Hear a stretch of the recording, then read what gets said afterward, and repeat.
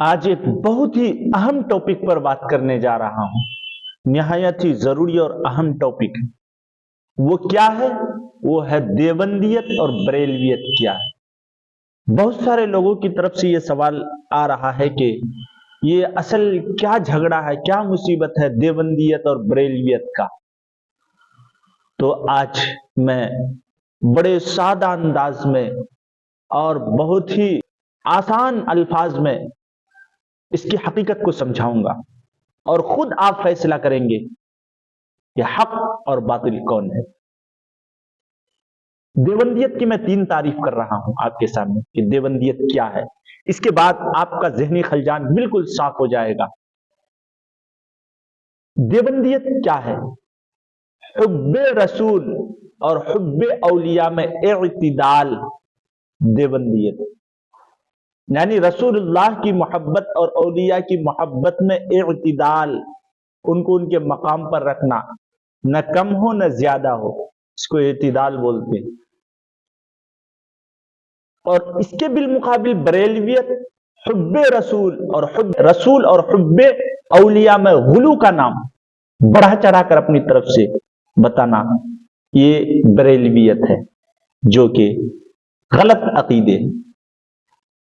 कभी कभी ये औलिया के साथ इतनी मोहब्बत का इजहार करते हैं कि अंबिया, और कभी तो अंबिया से भी आगे बढ़ाकर अल्लाह का दर्जा दे देते हैं और बराह रास्त वलियों से मांगना शुरू कर देते हैं। यह बात कोई ढकी छुपी नहीं है, आप रोजाना मुशाहदा कर रहे हैं। जहां बड़े बड़े अल्लाह के औलिया, अल्लाह के मज़ारात हैं जिन पर उनका कब्जा है, आप देख रहे हैं कि वहां फर्जी बाबा बने हुए बैठे हैं, वहां जाकर उनको सजदा कर रहे हैं, उनसे बराह रास्त मांग रहे हैं। मैं खुद कलियर शरीफ गया, हजरत साबिर कलियरी रहमतुल्लाह अलैह, जो इतने बड़े अल्लाह के वली हैं, उनके मजार पर कितनी बेहयाई हो रही है वहां। आप अगर जाएंगे तो आप रोते हुए वहां से आएंगे। वहां न जाने कितने फर्जी और बुजुर्ग बने हुए बैठे हैं, और वहां जाकर उनके पैर चूम रहा है, उनको सजदा कर रहा है, और तरह तरह की बुराइयां वहां जन्म दे रही है। तो हुब्बे रसूल और हुब्बे औलिया में इत्तिदाल, हम रसूलुल्लाह को मानते हैं, मगर रसूलुल्लाह को दुनिया की तमाम मखलूकात में अफजलुल बशर मानते हैं। मगर ऐसा नहीं है कि अंबिया अलैहिस्सलातु वस्सलाम को अल्लाह का दर्जा दे दें, जैसा कि इनके गलत अकीदे अल्लाह के रसूल सल्लल्लाहु अलैहि वसल्लम को मुख्तार कुल समझते हैं। हर चीज का इख्तियार अल्लाह के नबी को। हम कहते हैं कि ये मुख्तार सिफत अल्लाह के साथ खास है, अल्लाह को हर चीज का इख्तियार है। अंबिया चूंकि मखलूक है, अंबिया चूंकि मखलूक है, वो खालिक नहीं है, और ये सिफत सिर्फ खालिक के साथ कायम, मुख्तार कुल होना। हाँ, कुछ चीजों का अल्लाह ने इख्तियार दिया था, इसी तरह हाजिर व नाजिर हर जगह मौजूद है अल्लाह के नबी सल्लल्लाहु अलैहि वसल्लम। ये उनका अकीदा है बरेलवियत का, कि हर जगह अल्लाह के नबी सल्लल्लाहु अलैहि वसल्लम हाजिर व नाजिर है। यही वजह है कि जब वो मिलाद शरीफ करते हैं, अचानक खड़े हो जाते हैं कि हुजूर तशरीफ ला रहे। अकली नकली हर एतबार से कितना बेबुनियाद बेसनद बातें हैं। अगर हुजूर अकरम सल्लल्लाहु अलैहि वसल्लम को हाजिर व नाजिर आप मानते हो, तो हाजिर व नाजिर का मतलब है कि हर जगह मौजूद है, हर वक्त मौजूद है। तो फिर अचानक खड़े होने का कि हुजूर तशरीफ ला रहे हैं, ये कितनी अकली एतबार से भी गलत है, नकली एतबार से तो गलत है ही है। कोई कुरान व हदीस से कोई सबूत नहीं है, न सहाबा ने, तबी ताबीन ने, किसी कहीं से भी। और अकली एतबार से इस वजह से भी कि जब अल्लाह के नबी सल्लल्लाहु अलैहि वसल्लम को हाजिर व नाजिर मानते हो, अदब में खड़े होते हो, तो हाजिर व नाजिर का मतलब है कि 24 घंटा हाजिर व नाजिर है। तो आप खड़े रहे हर वक्त, न सोए न बैठे न खाए न टेक लगाकर सोए, क्योंकि हुजूर है आपके सामने। तो यह अकली एतबार से भी गलत है। हाजिर व नाजिर होने की सिफत अल्लाह के साथ खास है, इसलिए हम अल्लाह के नबी सल्लल्लाहु अलैहि वसल्लम को उनके मकाम जो मर्तबा है अल्लाह ने दिया है कि तमाम मखलूकात में सबसे अफजलुल बशर अल्लाह के नबी सल्लल्लाहु अलैहि वसल्लम है। उनके मकाम व मर्तबे को मखलूकात में कोई नहीं पहुंच सकता है यह। लेकिन बरेलवियत क्या है? मैंने कहा وہ انبیاء میں بھی غلو کرتے ہیں اور اولیاء میں بھی غلو کرتے ہیں، اپنی طرف سے بڑھا چڑھا کر اولیاء کو نبی کا درجہ دینا، نبی کو اللہ کا درجہ دینا، یہ ان کی صفت ہے۔ ایک تعریف میں نے کی۔ دوسری تعریف دیوبندیت کی۔ دیوبندیت نام ہے عملی، فکری اعتدال اور قرآن و احادیث کی صحیح فہم کا نام دیوبندیت۔ عمل میں بھی اعتدال، فکر میں بھی اعتدال، قرآن و احادیث کے صحیح فہم، صحیح سمجھنا۔ عملی فکری اعتدال قرآن و احادیث کی صحیح فہم کا نام دیوبندیت ہے۔ تیسری تعریف دیوبندیت کی، احیاء سنت و امحاء بدعت، سنت کو زندہ کرنے اور بدعت کو مٹانے کا نام دیوبندیت ہے۔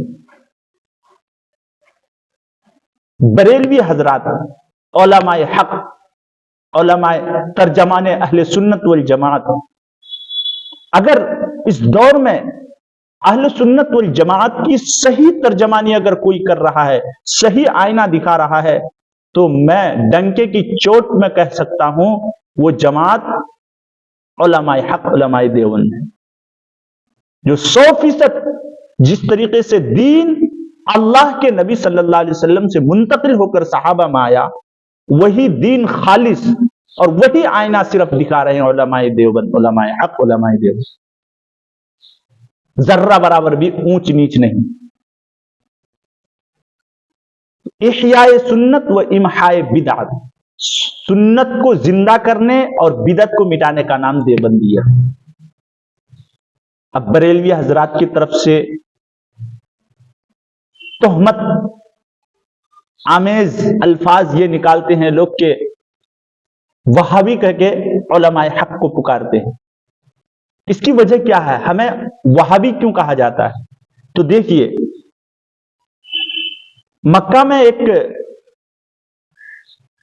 علامہ گزرے ہیں، مولانا گزرے ہیں، عبد الوہاب، اگرچہ کچھ عقائد ان کے غلط ہیں، ان پر ہمیں بحث نہیں ہے، چاہے کیسے بھی ان کے عقائد ہو، وہ کس مسلک کے ہو نہ ہو، اس سے ہمیں کوئی بحث نہیں۔ وہ بدعت کے بہت مخالف تھے، انہوں نے ایک آواز اٹھائی مکے میں، عرب میں، کہ بدعت کو ختم کرو، بدعت کو مٹاؤ۔ تو علماء حق، علماء دیوبند ان کی اس آواز پر لبیک کہا کہ ہم بھی اس کے مخالف ہے کہ بدعت کو مٹایا جائے۔ جب بدعت معاشرے میں جنم لیتی ہے تو سنت ختم ہو جاتی ہے، اور جب سنت زندہ ہوتی ہے تو بدعت خود بخود مٹتے چلے جاتے ہیں۔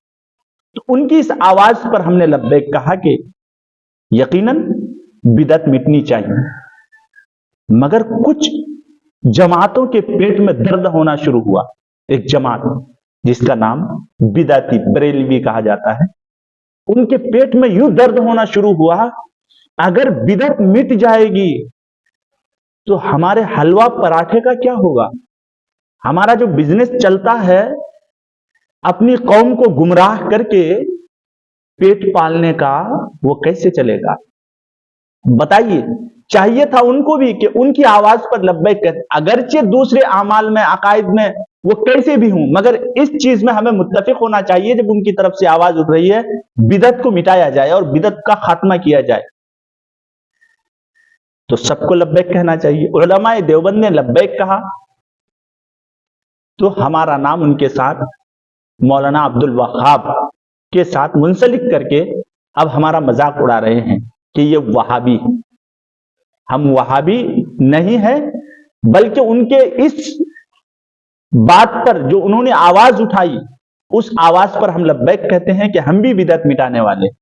تو یوں ہمارا نام وہابی رکھا گیا ہے بریلویت کی طرف سے۔